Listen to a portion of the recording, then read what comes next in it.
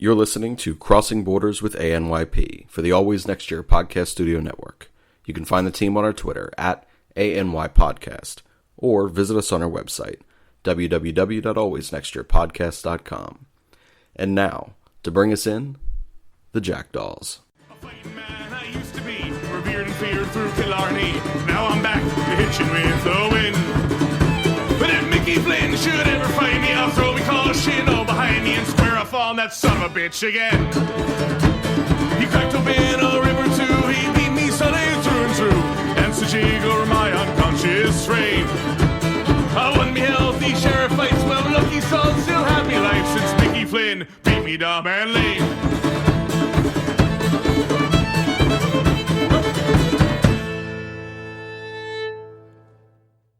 Hello, everyone, and welcome to another episode of Crossing Borders with ANYP. I am your host, Shane, and I am joined, as always, by our Canadian friend, Connor. Connor, sir, how are you? I am doing great. I've been painting a house all weekend and doing yard work, so I got a nice tan going. Well, there you go. Not so pasty. Well done. Exactly. Well Not done. so Are you Canadian. how sore? How sore are you, and how much is it nice to sit down right now? Surprisingly not as sore as you'd think. I was sore from golfing on Friday than doing the yard work and the painting, so that shows how I need to get, doing some sports again. I feel as though that should probably be a main goal for this summer for you, is to get back out and be more physically active in sports if that is making you that sore. That being said, good on you for not being sore for painting a house. I know that last time I painted mine, I took 3 weeks off from life. So Connor, before we get into stuff, I'm going to give a word from one of our new sponsors here. It is Just Food. So if you head to, and you won't, you're in Canada, but for our listeners, Buckingham Green in Hollicong, PA. Their phone number is 215-794-FOOD. Just Food, they're a catering service. They do private events. They do weddings. They do graduation parties. They'll also do just your regular summer barbecues. We actually had Just Food cater our Stephanie's mom's 60th surprise party. And we had a ton of different type of things. You know, you have your easy stuff, your Swedish meatballs, teriyaki steak kebabs, which is a personal favorite of mine. They had duck salad or on roseberry toast, which is super unique, but we enjoyed it. They also customize and hand make a ton of different things. They have crab cakes with a red pepper puree, which is something Stephanie loved. So if you guys love any type of catered food and you're looking for really reasonable costs with just really, again, you can go high end, you can customize your menu to make it as simplified as you please. Whatever it is that you're looking for, Just Food will be able to do that for you. All you have to do is go there and you will ask for Rob and tell them that Shane or any of the members from ANYP sent you. Again, that phone number is 215-794-FOOD. And Connor, when you come and finally visit us here, just outside of Philadelphia in the suburbs here, Rob has already agreed to cater a special dinner specifically for you and your lady if she comes. So we will be excited for that. Oh, wow. That sounds delicious. My mouth's watering. Good. This is it's quality food, and we're not just saying that here because they're sponsoring us. They truly, and Rob's a great guy. But again, Just Food, 215-794-FOOD. Getting into Crossing Borders here. Before we kick fully into that, Connor, you actually have some exciting news, which is awesome for any of our followers who truly enjoy following you on Twitter, reading any of the articles that you post through us, and then obviously any of the shows that you're on here, whether it be Crossing Borders, whether it be the newly rebranded Disciples of Ed, our Philadelphia Flyers segment, or any of our other segments. Why don't you go ahead and tell our listeners another place they can now find you? They can now find me at fantasyfreaks_ on Twitter. They are a fantasy football based site. The site's launching this week, so I don't have the exact site, but I will definitely be putting that all over Twitter as soon as it happens. And I'm going to be a fantasy football expert for redraft leagues. So the leagues you do year over year, with a bit of dynasty stuff. I mean, for the first time, like last year, I was in a dynasty league. Very different, very unique, very interesting. But so you can find me over there at fantasyfreaks_. And as soon as the website's launched, it'll be all over my Twitter. So Yeah, we're super excited for you. I know that LJ is going to be a definite follow for you over there. LJ is our fantasy king of ANYP here. The guy seems to never lose. So I'm actually very excited to actually have fantasy sports with you in it this year because someone might actually compete with LJ for a championship, as you are, as your title gives you, an expert and guru. So we're super proud of you. I'm very proud of you. We're glad that you're continuing to expand what you do in the sports media world. So definitely keep a lookout for that Twitter handle. Keep a lookout for Connor's Twitter page, which Connor, I know we'll give it at the end anyway, but where can our new listeners find you on Twitter on your personal account? It's at Connor10, TEN. And definitely do so. Definitely give a follow. So we like to remind all of our existing listeners or returning listeners, and then we also like to educate all of our new listeners. Crossing Borders is a slightly different formatted show from all of our standard shows here at the ANYP studios. This one is a show basically on takes, and more specifically the takes that are most relevant and most split in terms of how the Twitter world sees that particular take or opinion. So we take one from each of the four core sports here in Philadelphia. We find, Connor and I, we message each other back and forth all week, different types of takes that we feel could get a rise out of, one, ourselves, and two, that are obviously creating a rise in the Twitter community for each of those four sports. So we're going to start things off this week with a Philadelphia Flyers tweet. This one is from Flyers Puck Sauce, at Flyers Puck Sauce. So if anyone who is familiar with Philadelphia Flyers Twitter, he is a fairly relevant and frequent tweet or Twitter user in the Flyer universe on Twitter. And his tweet reads, Flyers fans upset about trading a fifth for a chance to sign Kevin Hayes, the second best UFA center this summer. Flyers still own all of their picks, 1, 2, 3, 4, 5, 6, and 7. Or 1, 2, 3, 4, 6, and 7, excuse me, plus additional picks in the third round, sixth round, and seventh round. Fucking lax. I think what sold this tweet for me was literally the last line of fucking lax, because it's something I can literally hear myself say as I'm reading this tweet prior to even getting to it. So Flyers Puck Sauce, as always, great content, and always having your pulse on what it's like to be involved in the black hole that is Flyers Twitter. So, Connor, you and I have talked a lot about this so far, the Kevin Hayes thing. Me, you, Rob, and Steve primarily have discussed this. Have you changed? What is your stance on Puck Sauce's tweet here? I completely agree with this tweet, just like you. I feel that we fucking lax big time. We still have 9 picks and a plethora of young talent. We had to trade Gudis and to buy out Andrew McDonald, long overdue, obviously. But we had to get rid of those two to make room for 2 defensemen who have barely gotten an opportunity to be on the team, in hopefully Samuel Morin and Philip Myers. But, I mean, I also, when I read this tweet, I looked back at 10 years of 5th-round picks for the Flyers. Do you know how many of those are actually relevant NHL players? Over the last 10 years, I do not know. Oscar Lindblom, I think, is the only one that comes to mind. That is it. One, Oscar Lindblom, and then Samuel Ersson is, well, he's molding into a strong young goalie for us that we hope to pair with Hart in 2 to 3 years. But that's it. So in 10 years and I think 11 5th-round picks, 2 of them actually became something. So what's to make you believe that this year's 5th-round pick was going to be something different? I mean, it just gave us early bidding odds at Kevin Hayes, who's probably a top 10 free agent this year and definitely the second best UFA center. He averages 0.6 points per game. He has amazing special teams ability, which our special teams were absolutely atrocious last year, and great second line support that we've been begging and pleading for forever.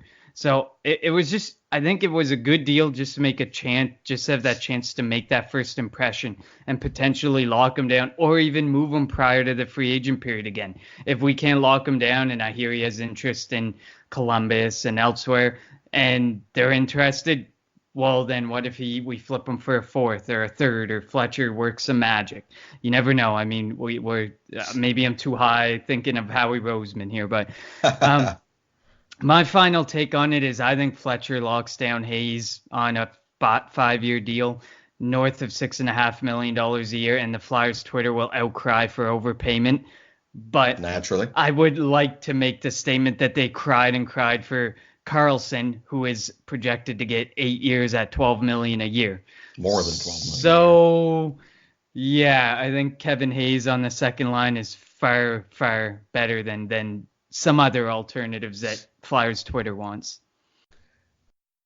So that my whole thing when this trade initially went down, I did not care that we gave up a fifth just for rights to have exclusive talks with him first. To me that was it was nothing.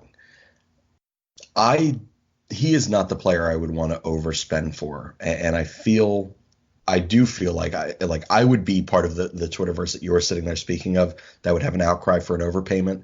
I would certainly pay him $6.5-7 million over 3 years, but knowing he's going to look for 5+ years, to me, I don't see the value there when we do have so much youth and prospects coming up that can play at that center position. It again creates that logjam there, and it's concerning to me. One thing that we were talking about, me and Steve have talked about now for a while, and this is my my kind of alternate point with the Kevin Hayes thing. If Kevin Hayes is going to truly make Philadelphia outbid all of these other teams for him, otherwise he's clearly stating that he will not come here, I would let him go. And I would be fine with that, provided we can attack Joe Pavelski. At 34, 35 years old entering next season, he is still an elite shooter and scorer in this league. He can score over 30 goals from a multitude of different ways, and he provides that real, and Steve brought this up, he provides true locker room presence there that this locker room would truly benefit from. And he's a winner, and he's a classy guy on the ice, and obviously a skilled player on the ice. So for me, I would rather go 3 years at a higher dollar than what we would pay Kevin Hayes than the 5 years at $7 million or $7.5 million, whatever the number ends up having to be.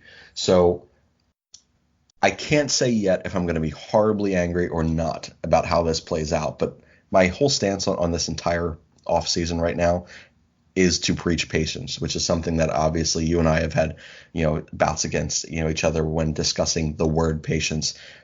But this is a first offseason with a brand new GM who does not have any ties to what this organization has been, and he's going to make some decisions that just make you go, what? And the Gudas thing, for one, getting Niskanen in there, people, why? That people don't get it yet. Wait until the full picture is done. So I will evaluate Puck Sauce's tweet nearing the end of the offseason when things fully make sense and we can see the picture that Chuck Fletcher is truly looking to paint. I still think that we don't have to reevaluate the fucking lax statement in that Twitter, because no matter what happens, there's always going to be an overreaction on Flyers Twitter. So yes, Flyers Twitter, black hole. So my final take on the Flyers Puck Sauce is I fully support the re-fucking lax, and I'm going to add on to that. In addition to the re-fucking lax, let's just preach and practice some patience right now for 2 more months while we begin to see the landscape that Chuck Fletcher truly has and the outlook that he has for this franchise, because I genuinely believe he is not looking to actively waste any more prime years of Claude Giroux. Let's trust Fletcher. Let's trust this organization to make difficult decisions. Let's see this picture when it's fully painted. What is your final take on this? You said it best. I mean, there's no other way to put it. Anything, I think, is an upgrade, and I think we just have to take our time and just relax and be patient and see what unfolds over the next couple months and evaluate it when the preseason comes or when training camp opens up. Yep, could not agree more. We will obviously have more to speak on with the Flyers each week throughout this offseason. I mean, next week we have the draft. We begin to see the UFAs and the RFAs and different things that are happening. Trades become more relevant. So we will have more content on the Philadelphia Flyers. Right now, we're going to shorten that particular segment up just a bit there. As we are really just at the beginning stages of what this offseason is going to look like. But we're going to roll into, and this one, so you sent this one to me, Connor, as we roll into our Eagles portion of this. So this is from, what's this guy's name? I don't even know how the hell to pronounce it. It's Prez Targaryen. Is that right? Targaryen? Sounds about right. He'll correct you if he listens. I'm sure. But he is at DGB0711. So this is towards the Malcolm Jenkins argument that is shockingly actually being discussed and argued on Eagles Twitter, which is really upsetting to me because Eagles Twitter is usually the safest of the Twitter universes for the four sports. So this one bothers me. But his tweet is, bruh man, I'm going to read this as Caucasian as possible. Bruh man is 31 years old, making $8 million. He hasn't outplayed his contract and wants a hefty raise. Nah, he can sit. Fly, Eagles, fly. So obviously he's looking for likes, throwing the fly, Eagles, fly at the back end of this, and he's looking to appease a particular audience here. Me and LJ are both on the stance that he is and will go down as one of the greatest Eagles to play and to ever put on the jersey. He's making $8 million, but I am fully on board with finding a new contract for him that restructures and adds more guaranteed money and bumps him from the 7th or 8th highest paid safety into that top 5 range. I think he has more than earned it, and I think the organization and franchise has kind of learned the mistake in what happened with Brian Dawkins. And I feel like people like this Twitter user are probably the minority. What is your take on this for the Malcolm Jenkins argument and debate, which is shocking that it even exists? This may actually surprise you. So I do respect Malcolm Jenkins. And actually, when you look at it based on his 2019 cap hit, it's 11.387 million. He's the 4th highest paid safety in the league, behind Rashad Jones, Devin McCourty, and Tony Jefferson. So I mean, I think that has to be put out there. His base is 8 million, but his cap hit to the team is 11.38. So we have to keep that in mind. It is a bit higher cap than a lot of people are throwing around Twitter. I think he's absolutely outplayed his expectations. Has he outplayed the contract? I don't necessarily believe he's outplayed the contract. If you look at it as this year, he's the 4th highest paid safety in the league, and he was ranked number 16 on PFF, mostly due he was to ranked number 16 as a safety, or he was ranked number 16 as a defensive back? Number 16 as safety. They rank it by safety. So he's in the top half of safeties, okay? That's still absurd. Well, it is true. It is absurd. I honestly, when I looked the rank up, I thought he was so much more higher. I figured he'd be a lot higher. But sadly, he isn't. But, I mean, I think he's a leader of the defense. He played every snap for us last year. He's the most durable and consistent part of this defense, and he plays an extremely vital role for the Eagles. I'm of the belief that he's more replaceable than people think, but he is the heart and soul of the team. And not even just the defense. I think he's more of a heart and soul of the team. And I would agree. We could never let that go. And his pass coverage stats, I think that's what makes him number 16. His pass coverage stats have dropped due to the volume of pass attempts towards him that he sees. He's only 3rd in all safeties who were passed to the most often. So he's only number 3rd for most passes in his direction as a safety. You have to look at that. He's a guy who's asked to slide up, play the nickel. He's asked to cover the safety nets of receivers, whether it be a quick twitch guy who's a 3 and out type of receiver, or the tight ends who are just they're high volume targets in the NFL these days. He's the one who's asked to do that, and he has lost a little bit of a step, and he is kind of undersized for some of the bigger safeties, some of the bigger tight ends in this league. So that doesn't shock me that he's targeted often. He also is never off the field, plays special teams. To me, none of this shocks me. What does shock me is still that grading out as the 16th best safety in football. That's nuts. I I don't know that I would have gone that he's a top 5 safety by any stretch, but certainly top 10. So crazy. I'm gonna have to find a different place that grades out defensive backs and try to challenge that and match them up to where you found your information and see if everyone sees it the same. Give it a shot. You never know what you might find. Because, I mean, PFF grades very differently. PFF grades solely based on basically everything that happens on the field. So very extremely analytical. I know how much we all love analytics in Philadelphia. I So do. I know everyone else doesn't. um, but like I mean, like I said, his stats, his pass coverage stats have dropped, but his run defense and all of that is still exceptional, very strong, and I think that's why he ends up ranked 16. Is his coverage isn't top end, but his run defense is top end, so you get smack in the middle.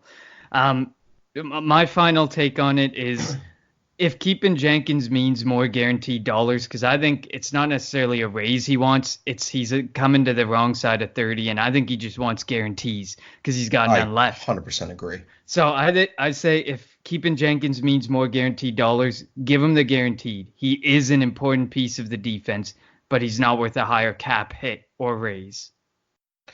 I would say that's a really fair assessment there, and I think it's a fair resolution to keeping him in Philadelphia and kind of quieting the Twitter universe right now on such an argument.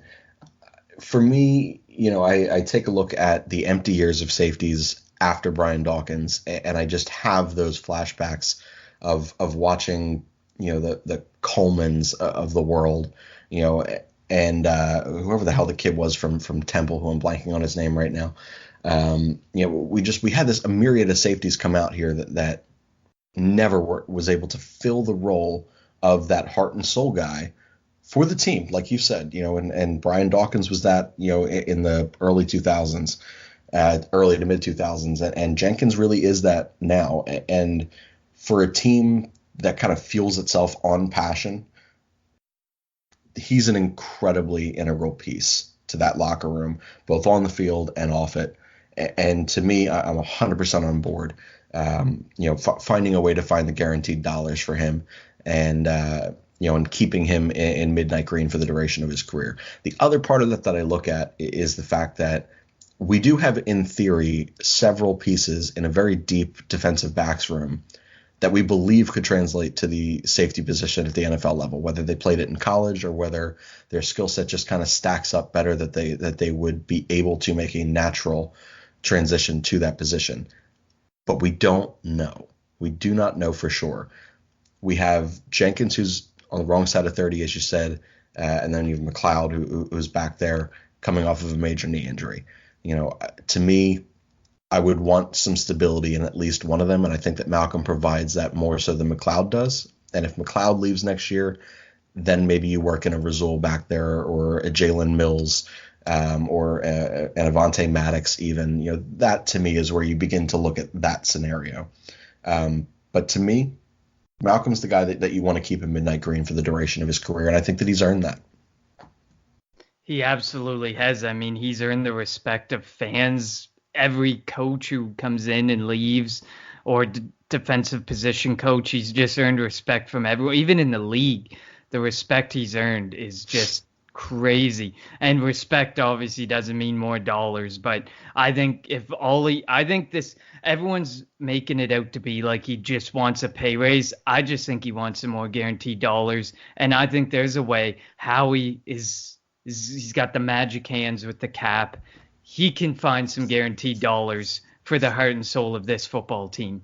If it means keeping him until at least 35, and then from there you evaluate from there what might happen, if he's going to retire, if he's going to stay, if he'll take a pickup, whatever, figure it out then. But I think Howie with his magic should be able to find some guaranteed dollars and keep him in that midnight green. I wholeheartedly agree. So we're going to move into our 76ers take now. So this is one where we left for third, primarily because the NBA season is over now. The 76ers season has been over for a little bit. And this has been something that is still sat amongst most 76ers fans for quite some time. And now that Toronto has lifted that trophy and has, kind of taken down the beast that is the Warriors, despite the fact that they are a very depleted roster, throughout that entire series. Toronto still took that down. And the tweet reads, this is from 1987 at Basketball Nice, Niice. Scary fact, the Sixers played us better than anyone. If Embiid wasn't sick half the series, we probably wouldn't be here. Now, most of Philadelphia sports Twitter right now thinks this way.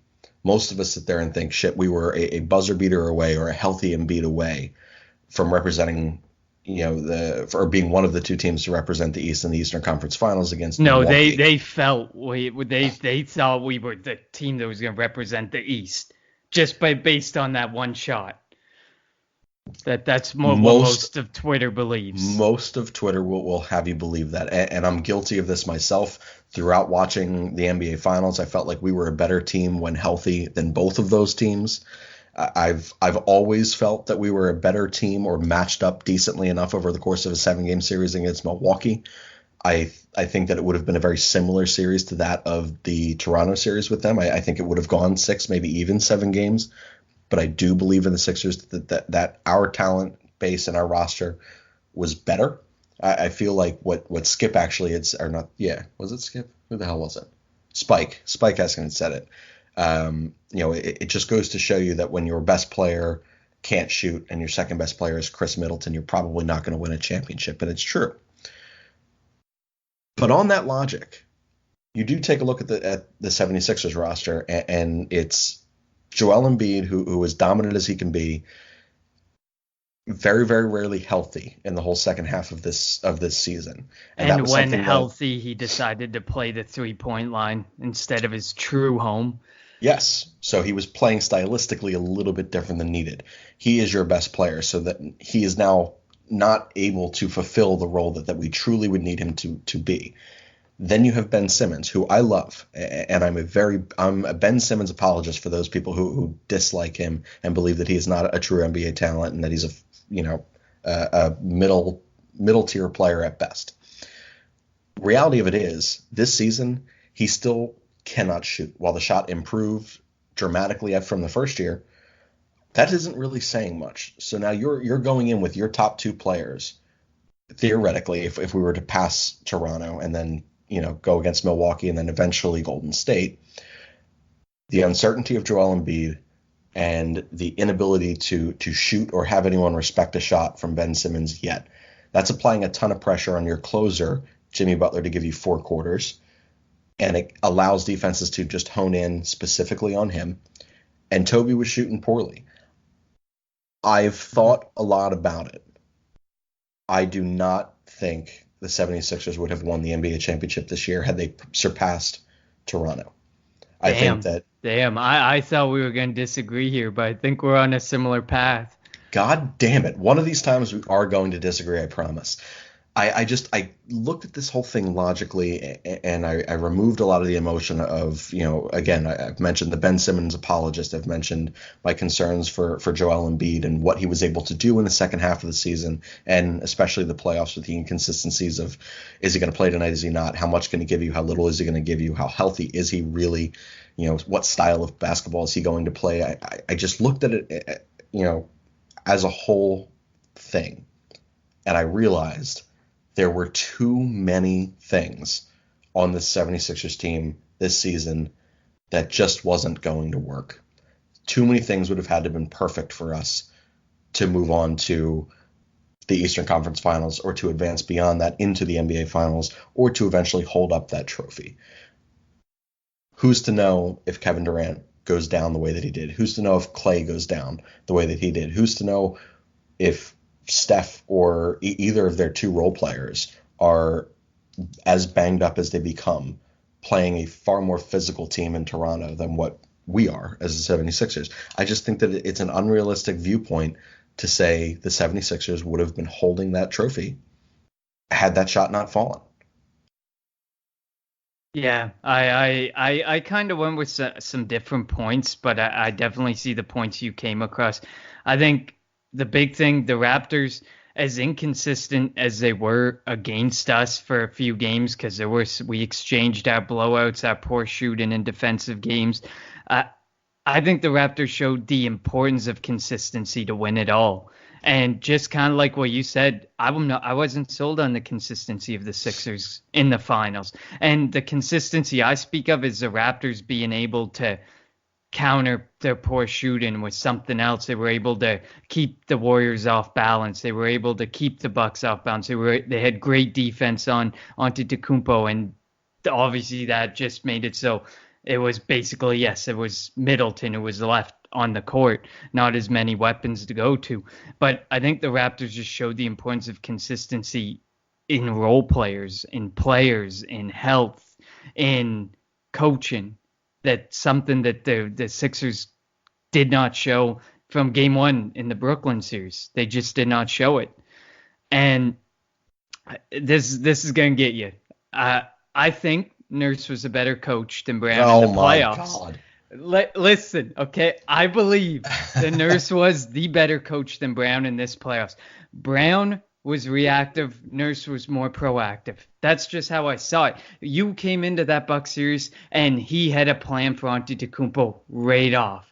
You come into that Warriors series, he had that box one plan for Steph Curry from game one. Are you going to sit there and tell me that Brett Brown would have had that for us when he did not have a plan for the Nets in game one, but he figured it out down the road? He did not have a plan for the Raptors in game one, but he figured it out as the series went on. Are you going to say that a reactive coach is better than a proactive coach? No one's going to make the argument that a reactive coach is better than a proactive coach, but you're stating that Brett Brown wasn't himself proactive. He did put together plans that they believed were going to be successful. Brooklyn, while they had our number all year, they played stylistically different basketball than they played in the regular season. Brett Brown prepared for what he truly believed, and his entire staff prepared for what they truly believed was going to be thrown at them in that Brooklyn series and in the Toronto series. And each team provided a different version of basketball than what I think most people would have expected. I think the only thing that was left was the ability to be reactionary and the ability to do that quickly. And Brett Brown was able to do that.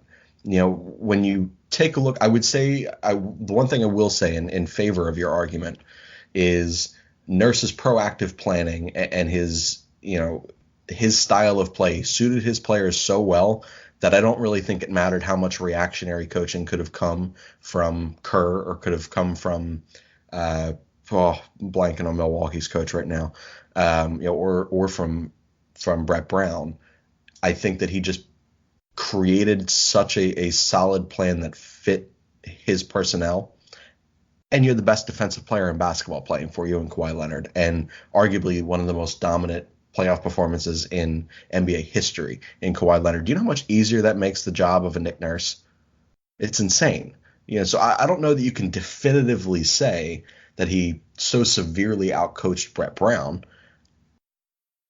I would venture to say, in agreement to you, that his initial game plan was smart, and it was smart every single series and step of the way. But I think that that's made easy when you have a guy like Kawhi Leonard who was able to do what he was able to do on both sides of the court. And then, but we went and we got Jimmy Butler, we got Tobias Harris, we got all these weapons. So you can't just say because of Kawhi, it made his coaching a whole lot easier. We went and tried to give Brett Brown something to make his job easier too. And I mean, you say like Kawhi Leonard, but look at what else there was out there. He didn't necessarily have a great team after Kawhi. He had a strong team with a ton of amazing role players. We had 4 stars. Well, Tobias Harris up for debate. But we had... Damn, you're going to include J.J. Redick over Tobias Harris as a star? No, I say 4 with Harris. Not with Redick. Not with Redick. No, Redick's a role player at best. Depends if he wants to show up that night. Harsh, but true. A little. Harsh, but true. Imagine when you have a guy who cannot play defense to save his life like Redick. Whoa. And you he have actually played a much better defensive game in the playoffs than I ever anticipated him playing. Better, but not good enough. Oh, I mean, he was more serviceable this year than he was last. Let's be serious. That Boston series was a train wreck for him and for Rocco last year. Those guys just got beat and beat and beat and beat. He was all over basketballs. Well, not basketball. He was all over players with the basketball and creating high difficult volumes of shots.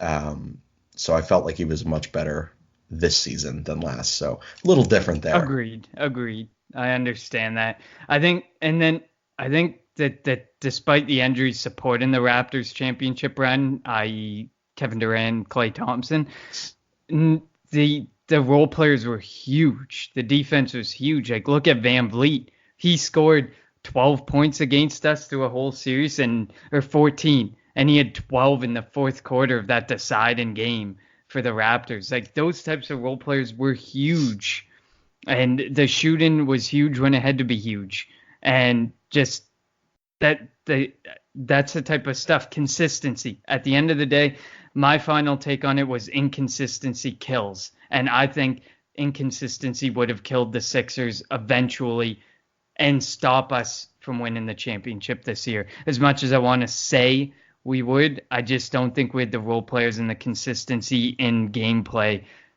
and players to actually win the championship against the Warriors. Well, I mean, you said it, and unfortunately we agree again on another take here that I was almost certain we would not agree. Slightly different reasoning. You're going specifically with the consistency. For me, I felt like there were just too many holes to fill, not unlike what it's like with the Philadelphia Phillies right now. Theirs is obviously more injury riddled than anything. I felt like the 76ers, when I look at it as a large frame picture here, they had too many things that needed to go right for them to win. And it extended beyond injuries and illnesses. It was a depleted bench. It was an underperforming star in Tobias. And it was, and I will give you a little bit of credit on your Nurse argument. It was a coach who came in with a very, very smart game plan to make life difficult for the 76ers in that Toronto series. And, I don't know what Milwaukee would have done. I would like to think that we would have matched up better. I would have liked to think that we would have matched up better against that Warrior, or as good as Toronto did in that Warriors series. But I'm just not comfortable and confident enough to say that I can definitively say we are the NBA champions if that shot doesn't fall. So I did think that was a really interesting take there by the 1987 a Toronto Raptors account there. So it was a good one. I enjoyed that back and forth in that discussion. I could talk Sixers basketball all day. I can talk anything Philly all day, all night. Well, and that's why you are a member of the ANYP, and I thoroughly appreciate it. This is a fun segment for me. I get to talk all four sports in one, which brings us back to our original days when we tried to fit in three sports on one show. We tried to fit in basketball, hockey, and baseball all in one 35-minute show, and then we had a 35-minute Eagles show, and we have since changed all of our filing systems, and things actually work out where we can extend beyond 35 minutes. So now we can actually speak about all four sports, and I fucking love it. So thanks for jumping in on the show with me. So our final one, we left this for last because there's a lack of true fact right now that's going to surround this. I think for each of us, right before we jumped on air here, we sat here and we said, we don't have a bunch of specific points that we want to bring up. We kind of just want to rant. And I think in light of today's blowout 15-1 loss, ranting is necessary for a Philadelphia Phillies tweet. So oh yeah, and this tweet, the stats are there. I can't go looking for more stats because it depresses me to think that I have to find stats to prove that our offense is complete garbage right now. Yeah, it is shockingly underperforming with some of the names and talent that are there. But the tweet is from Jack Fritz WIP. Hard not to think that the Phil's offense is underperforming given the talent and money invested in this offseason. They are 24th in home runs with 76. That was at the time of this tweet. 18th in slugging percentage, 19th in WOBA, 18th in WRC plus with 93, which is 7 below the league average, which is eye-popping with that team. Really need to get them going. So this is something that has plagued this team for quite some time. I feel as though if we had the ability to make a phone call right now to someone else to bring them in on this recording whilst doing this, I would call Rob and allow him the remainder of this pod to rant about why we need to fire John Malley, which is his absolute favorite thing to talk about in every In Cap We Trust segment. But before I run into some of my arguments here with this offense and some of my points, let's get it started with you. Yeah, I mean, I'd love to say like people want to try and say that it's about injuries and all this, but I think we shared a tweet earlier today too where it talked about how it just feels like they're just what was the word? I can't even remember. They're just feels like they're just playing. Doesn't feel like they're putting anything extra, anything special into the game. It just feels like they're like when you watch those first couple series, they had handshakes with each other. They were really into it. They were loving it. They were hitting the ball. They were doing well. What happened to that team? It's gone. It's like it's the injuries have depleted them to the point where they're like almost ready as a team to write off the season or something. And I mean, we can dig into the specifics of the stats that Jack pointed out, but there's really no point. The stats are there. Yes, they're glaring, they're eye popping, and it sucks. But we definitely need to turn some things around big time. And I know everyone's going to cry about Craig Kimbrell, and we should have gave him the money, or Dallas Keuchel, and we should have given him the money. I don't deny it. I just think there's a better market out there in trades, as they proved with Jay Bruce. There's a good market out there to get those pieces. It's just how long are they actually going to wait to get those pieces and to turn this team around is a big thing. And it's just like when I saw your tweet earlier where you said you had to actually turn off a game, I laughed at to myself because I don't get to watch as much Phillies as you guys, but you see so much. And to hear you have to turn a game off, I'm like, it's that bad. Shane just turned off a Phillies game. It's that bad. Yeah. So for me, first of all, I had about an hour and a half of sleep last night, something like that.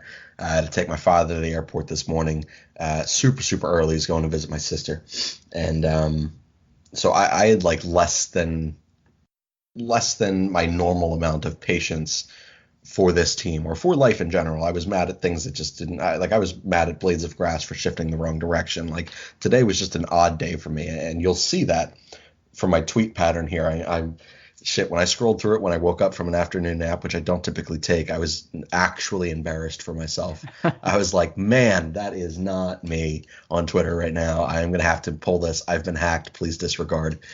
But it was, in fact, me. So we went to see Stephanie's grandfather, who is he's one of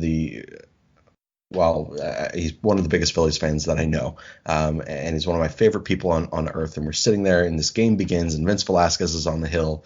He gets 0-2 and then hits Albies, and I'm like, mistake number one. Here we freaking go.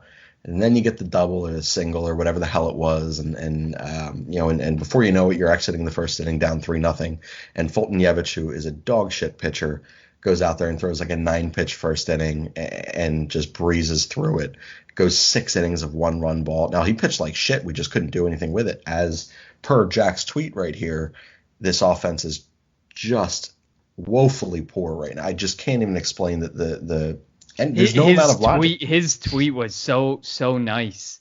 It was just It was the nicest way of saying it's like putting the grades in front of a parent and saying your kid has done well, and it's all like 60s or C's, and saying your kid has done really well. That's basically what he did with this tweet, and we're just gonna be the bad guys for Jack and just say we're gonna say what he wanted to say, that and like what you just wanted to say, but you said woefully. It's dog shit. Oh, it's absolutely trash.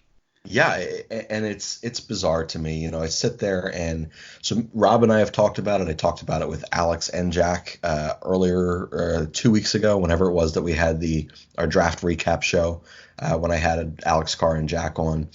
And then I talked about it again earlier this morning in a segment we have yet to post. I'll post it tonight as well with this one, with Johnny Heller, new writer of Phillies Nation, by the way. So congrats again, Johnny. Good for you. But we've talked about this offense, and we've talked about the identity of this team. And one thing that I continually come back to is, when you look back at the heydays of our last great team, and our great core of Jimmy Rollins, Chase Utley, Ryan Howard, Jason Worth, Shane Victorino in there, Carlos Ruiz, even Raul Ibanez, at one point there. When you take a look at that, at a certain point when that offense wasn't clicking any longer, they fired Milt Thompson because someone had to answer for this.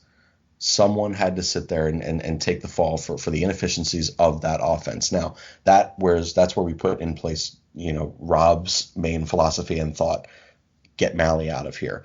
I don't know how much or how little John Malley does for this team, but the one thing I do know is that John Malley is fired every stop that he goes relatively quickly, which tells me he doesn't really have his pulse on what it's like to be a professional hitter in today's game.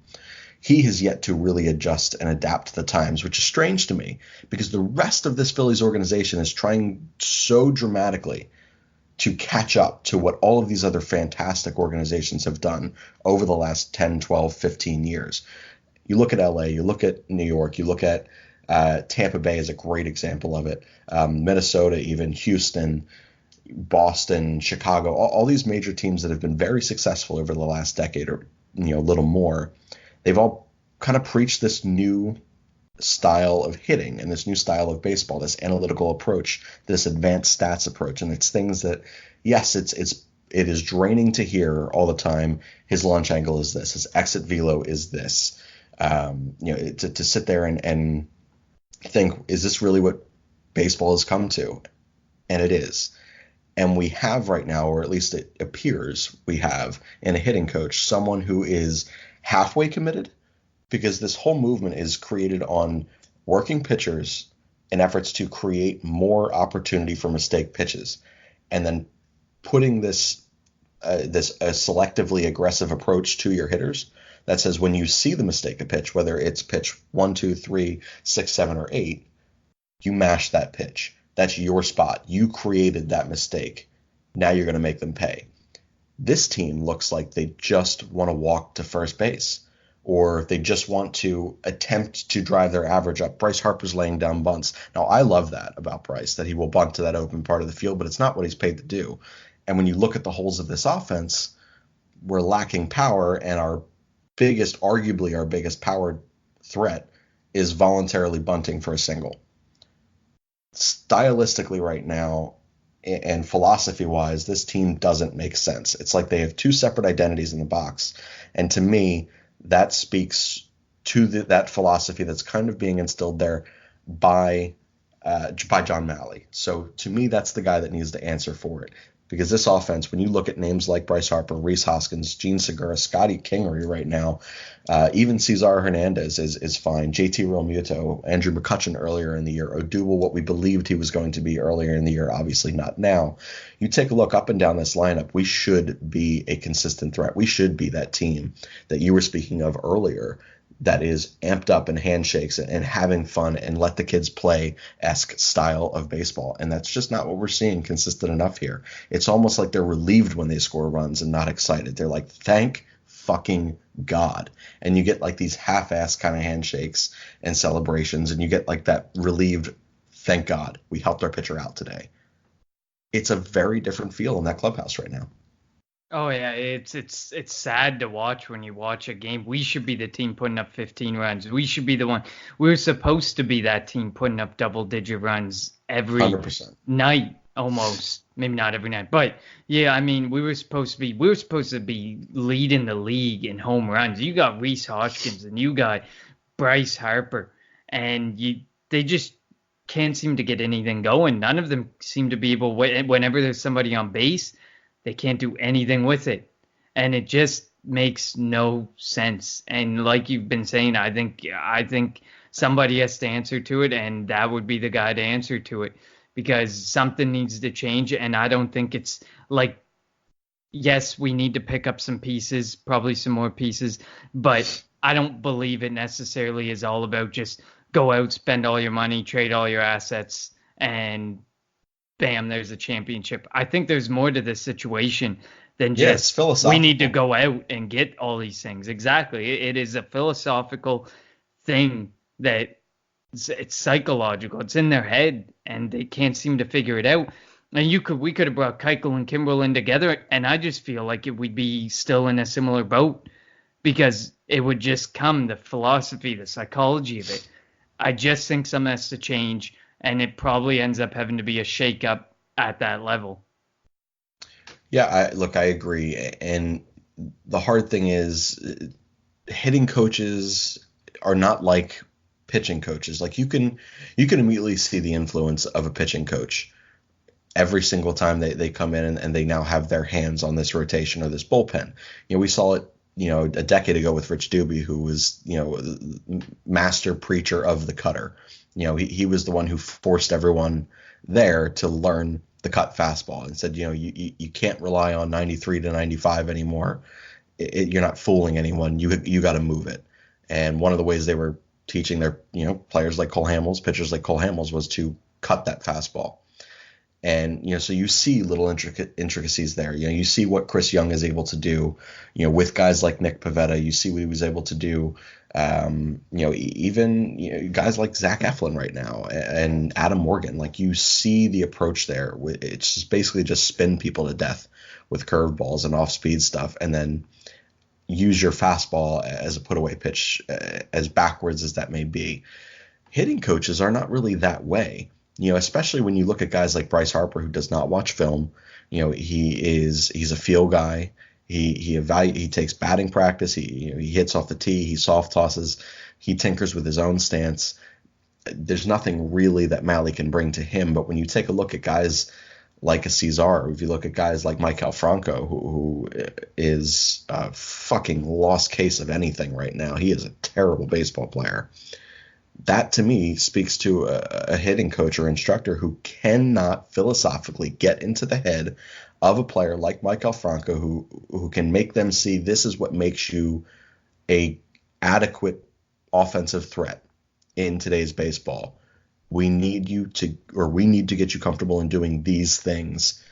Pitch in and pitch out, at bat in and at bat out. And he doesn't seem to have the ability to do that, whether it be the Francos and Cesars, whether it be, the veterans like a Hoskins or a Bruce, and certainly not, the star players such as Bryce. So I don't know how much difference it would make. I do know that another voice and another perspective and another way to prepare for this age of baseball would probably go a long way. It almost reminds me of the point in the season where we fired Dave Haxtell. Like, the philosophy and the psychology of the whole situation at just a depleted team, and there's so much baseball still to play. So whatever they got to do it, and they got to do it now, because we can't afford to continue to slide in, especially behind the Braves in a division that is ultra competitive every year. There's always like 2 teams, 3 teams sometimes that are fighting for that. And I saw that today, just where we were in the wild card, we basically have to win that NL East to get in. So we really need to, whatever we got to change it now. We're only 2.5 back after today's loss, but 4 or 5 games back could be the difference maker. If we get to that point, that could be the point that we just not return from. As little as it sounds, it's the Atlanta Braves. They found their stroke. They found their stride. They're coming. So we have to be able to be on par with them. We have to be a step or two, game or two behind them constantly if we want to have a shot at the playoffs. You need to be within a series stretch. You need to know that come the back end of the season, your last series with the Braves could be the defining series for the NL East crown this season. And you have to approach it that way. You have to approach it. We have got to stay within 2 to 3 games of the Braves all season long.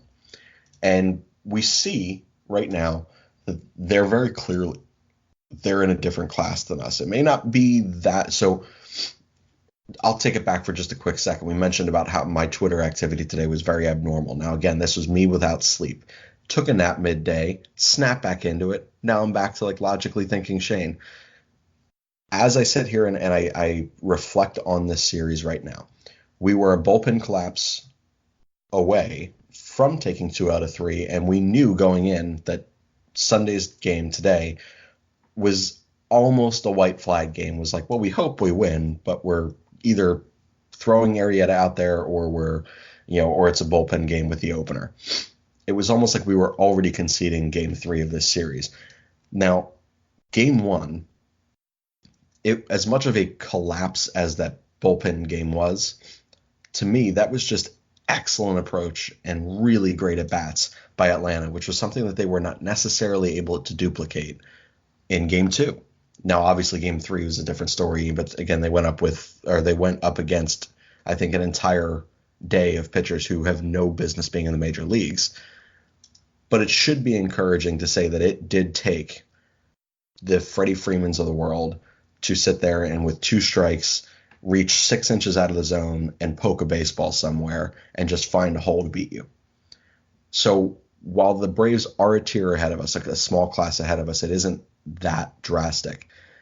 The difference will be, can we beat all of the teams? Can we consistently take 2 out of 3, series in and series out the rest of the way? And I don't know, finally figure out how to sweep a series here and there and take 3 of 3 or 4 of 4 in some of the extended series. Can we do those things to keep ourselves within that striking distance of Atlanta? Because I do think Atlanta is going to keep winning baseball games. We just need to stay close enough that when we have the opportunity to play them again, we can take 2 out of 3 and we can make up ground. Absolutely. I think we could go on about this forever because it's just so depressing. It honestly feels like that point when we finally fired Hackstall, and it felt like that team was like lost. And that's kind of what it feels like now. We're at this point where it's like something's got to happen. Something's got to give us hope again. And I feel like that hope will come. I just have a feeling. The team is too good. We've invested too much into it for it not to turn around. I would hope so. I would say that this is going to be an extremely maybe that's an interesting... maybe a bit too optimistic of it in Philadelphia, but hey, no, I stick by it. That warms my soul, my friend, because most of Philadelphia sports Twitter and mindsets are not overly positive. So I always appreciate. That's why I like having Alex on this show occasionally too. He just fuels constant positivity and always on the bright side of stuff. He's a great kid. But I think you kind of hit it on the head. We could probably rant about Phillies baseball right now, especially after a 15-1 embarrassing loss such as today. But in efforts to keep the pot, this is the first time that we're probably going to end this within an hour. So we're going to cut that Phillies segment portion there, and we're going to go to our final thoughts. And this is a bit of an inter-segment bit that we like to end with.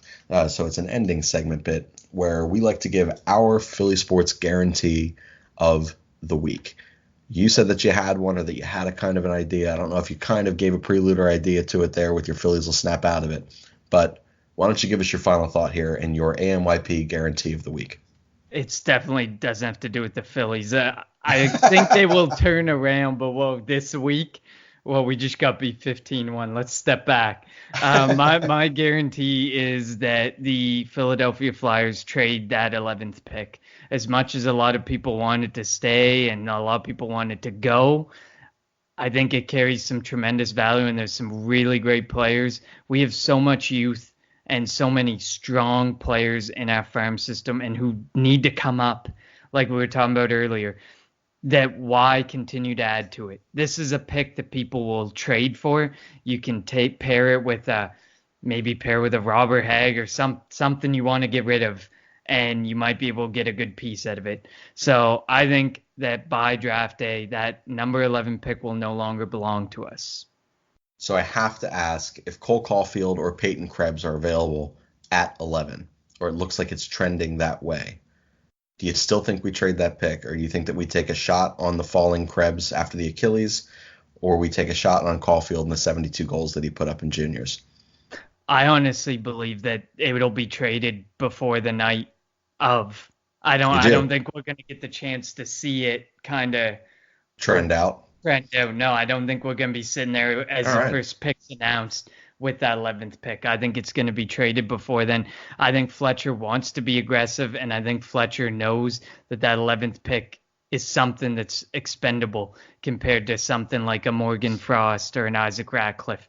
You'd rather make that pick expendable than one of those pieces. I agree with that, and I've been kind of on that fence line of. I mean, Steve and I have both wanted them to trade the 11th pick all along, until this latest mock draft had come out, and we had started to take a look at some of the patterns and the names that were beginning to slide, and we didn't quite know why.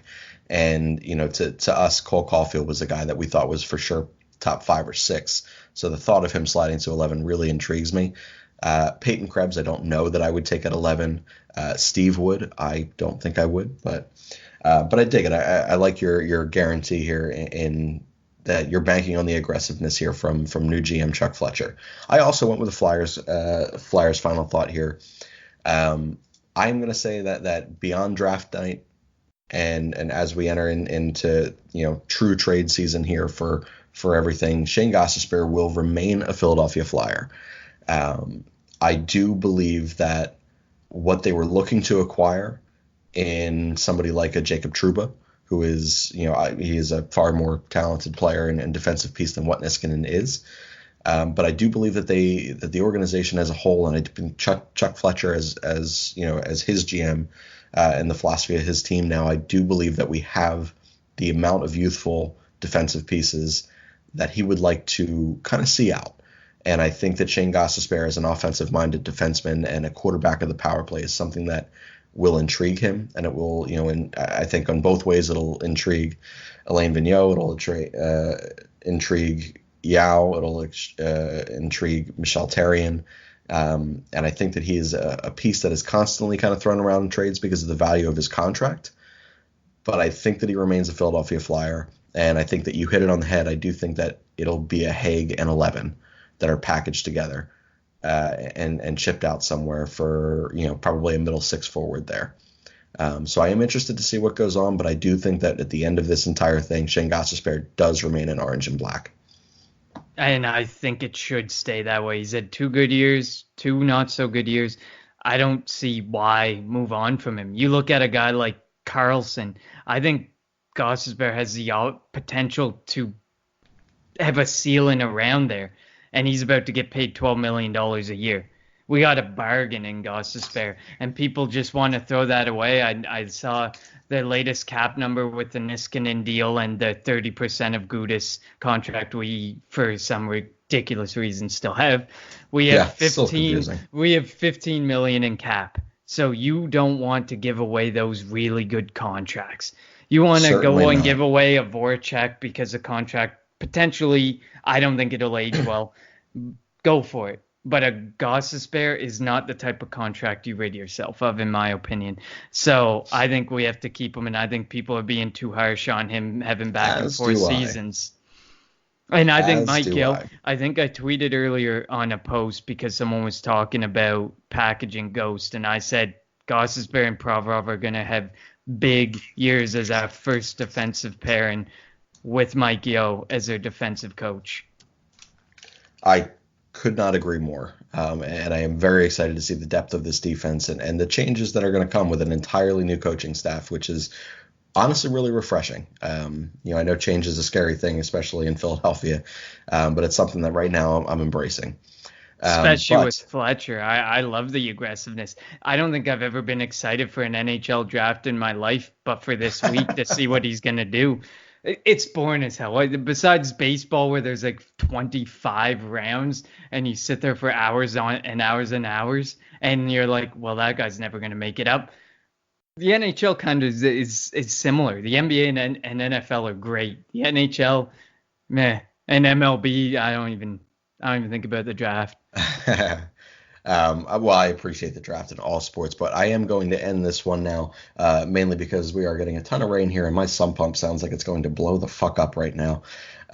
So I'm going to tend to some appliances to ensure that I don't have a second home burned down in 5 years.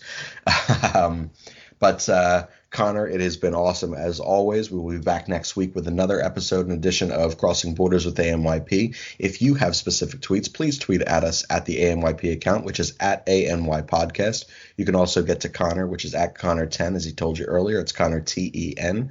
You can also tweet at me, Shane_Mead. That'll be it for this episode of Crossing Borders here at Always Next Year Podcast. Connor, sorry we're ending this one abruptly. I'm going to go make sure my house doesn't burn down. Sir, good as always, and we'll see you next week. Yep. A fighting man I used to be, revered and feared through Killarney. Now I'm back to hitching with the wind. But if Mickey Flynn should ever find me, I'll throw me caution behind me and square off on that son of a bitch again. He cracked open a rib or two, he beat me Sunday through and through, and such jiggle over my unconscious frame. I won me healthy sheriff fights, well lucky son, still have me life since Mickey Flynn beat me dumb and lame.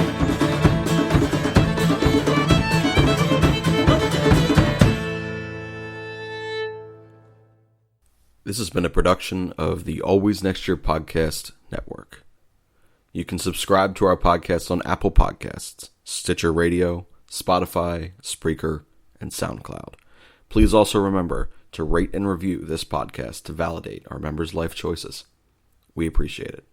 This is ANYP, signing off.